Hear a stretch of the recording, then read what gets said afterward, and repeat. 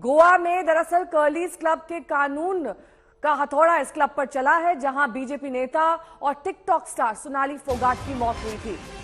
दरअसल आखिरी बार सोनाली फोगाट इसी क्लब में देखी गई थी। इसी के सीसीटीवी फुटेज में वो अपने सहयोगी सुधीर सांगवान के साथ दिखाई दे रही हैं। एनजीटी के आदेश के बाद गोवा के कर्लीज रिजॉर्ट के अवैध निर्माण को तोड़ा जा रहा है। सुबह सुबह ही ये कार्रवाई हो रही है। मौके पर पहुंच गई है डिमोलिशन टीम। काम शुरू हो गया है। नेशनल ग्रीन ट्राइब्यूनल ने कर्लीज रिजॉर्ट को इलीगल कंस्ट्रक्शन करने पर राहत देने से इनकार कर दिया था। इसके बाद गोवा पुलिस ने इस क्लब को पहले सील किया।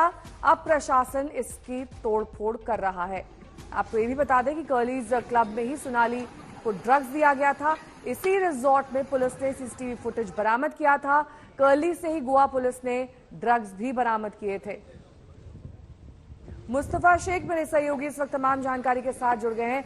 मुस्तफा, देखिए, कई बार विवादों में रहा कर्लीज क्लब। सिर्फ सोनाली फोगाट का ही नहीं मामला है, पहले भी कई मामले इस पर चल चुके हैं, लेकिन अब जाकर इस पर बुलडोजर चलाया जा रहा है, वो भी ग्रीन ट्राइब्यूनल के आदेश के बाद। बिल्कुल, कहीं ना कहीं सोनाली फोगाट की हत्या के बाद गोवा प्रशासन की आंखें खुल चुकी थी।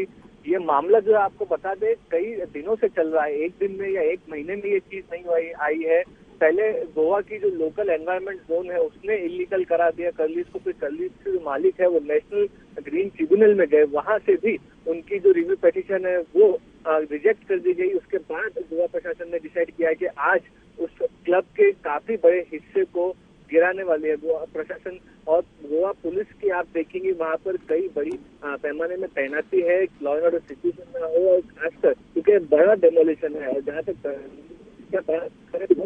एक तरह से टूरिस्ट के लिए हॉट स्पॉट ये जगह मानी जाती थी। कई सेलिब्रिटीज भी यहाँ पर आपके जा चुके हैं पार्टीज के लिए। तो एक आप कह सकती है कि कहीं ना कहीं जो बदनामी हुई वो सोनाली फोगाट की हत्या का सीसीटीवी फुटेज सामने आया और कर्लीज रेस्टोरेंट था वहां से शुरू हुआ। लेकिन इसके ऊपर जैसे आप बता रहे थे कानून का हथौड़ा जो है वो चलने की प्रक्रिया कई महीनों से शुरू थी, क्योंकि कहीं ना कहीं जो एनवायरमेंट रूल्स है उसका उल्लंघन कर ये पूरा का पूरा जो शहर है वो बनाया गया।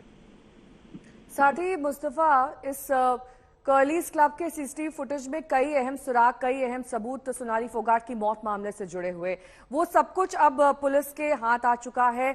और साथ ही तमाम जो स्टाफ था उनसे भी पूछताछ की जा चुकी है। अब आगे दरअसल ये कर्लीज क्लब कभी नहीं दिखाई देगा, इसका अस्तित्व ही मिट जाएगा। लेकिन इसके बावजूद लगातार ये सुर्खियों में बना रहा और यही वजह है कि शायद आज इस पर बुलडोजर चल रहा है।